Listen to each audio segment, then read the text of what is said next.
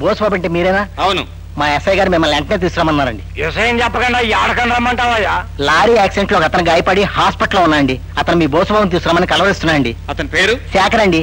Sugar ఫ్యాక్టరీలో accountant గా పనిచేస్తున్నాండి. పదండి.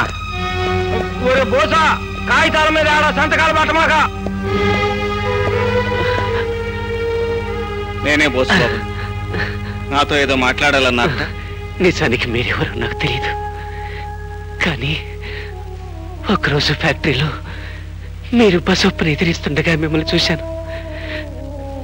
నా మనసులో మాట మీకు చెబితే న్యాయం జరుగుతుందని మిమ్మల్ని ఇక్కడికి పిలిపించాను. చెప్పండి. బసొప్ప దొంగ లెక్కలు రాయించి రైతులకు రావాల్సిన 50 లక్షలు కాజేశాడు. ఈ నిజాన్ని తెలుసుకున్నందుకే నన్ను లారీతో తొక్కించాడు.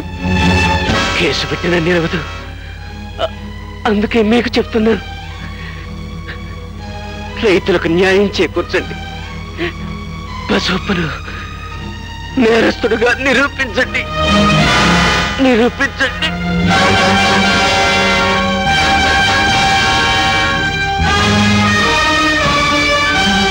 రామస్వామి, రామస్వామి, ఆ దొంగ లెక్కల పుస్తకాలన్నీ దాచేశావా? దాచేశాను. ఏమైనా డౌట్ ఉందా? చిన్న డౌట్. డౌట్ లేదండి. ఆ శేఖర్ గారు స్పోహలోకి వచ్చాట, ఏం బయట పెడతాడో ఏమో. ఆ సంగతి తెలిసే మా తమ్ముడు రాజుగారిని ఆసుపత్రి దగ్గర కాపలా పెట్టానండి. ఏం భయం లేదు. ఏమైందిరా? ఏమిటి? ఆ శేఖర్ గారు మన మార్కెట్ లో గొడవ చేసిన బోసు గారిని పిలిపించి ఆడికి ఏదో చెప్పి చచ్చిపోయాడు సార్. శోభనాద్రి, ఆ బోసుగాడు ఎక్కడున్నా సరే. ఏం బసవప్ప, దైవనామ స్మరణలాగా ఈ మధ్య నిత్యం నా నామస్మరణ ఎక్కువైనట్లుంది నీకు? బోసు, ఒంట్లో ఉడుకురట్టం ఉంది కదా అని ఉత్సాహంతో ఉరకలు వేస్తే ఊపిరిపోయే ప్రమాదం జాగ్రత్త. ఎంతమందిని చంపుతావు? నేనెవరిని చంపలేదు. పోనీ చంపించావా? చంపించను లేదు. ఇప్పుడే చంపుకున్నావు నీ అంతరాత్మని.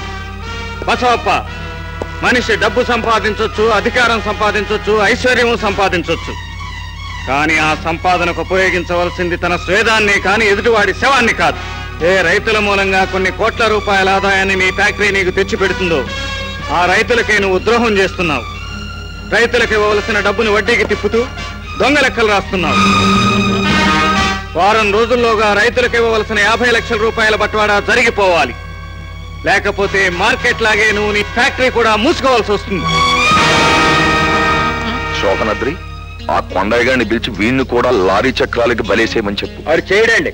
ఎందుకని? ఆడు కూతురు బోసుగాడు లవ్ ఆడుకుంటున్నారంట. పెళ్లి కూడా చేసుకోవచ్చంట. అయ్యా, ఈ గడుగ్గా కొండకు అల్లుడైతే ఈ లెక్కలదేముంది గానీ తమ గత జీవితం తాలూకు కూడుకలు తీసివేతలు అల్లుడికి చెప్పాడు అనుకోండి, అప్పుడు ఫ్యాక్టరీతో పాటు తమ లైఫ్ కూడా మూతపడిపోతుందని డౌట్ అండి. అబ్బా రామస్వామి, నీ డౌట్లతో నా గుండెలో అవుట్లు పెంచగా చేతనైతే ఏదైనా పరిష్కార మార్గం చెప్పు. అయ్యా, ఆ కొండయ్య గారు కూతురు మన మనుషుల్లో ఒకరికి ఇచ్చి పెళ్లి చేసామనుకోండి, అప్పుడు ఆ కొండయ్య గారు మన వైపు స్ట్రాంగ్ గా పడి ఉంటాడు. ఈ బోసుగాడు విరహగీతాలు పడుకుని వీక్ అయిపోతాడు. బాబు గారు, నా తమ్ముడు ఎప్పటి నుంచో కొండయ్య గారి కూతురుని చేసుకోవాలని ముచ్చట పడుతున్నాడు. వీడికి ఇచ్చి చేయండి. శభాష్, అందం తక్కువైన అవసరానికి బాగా ఉపయోగం.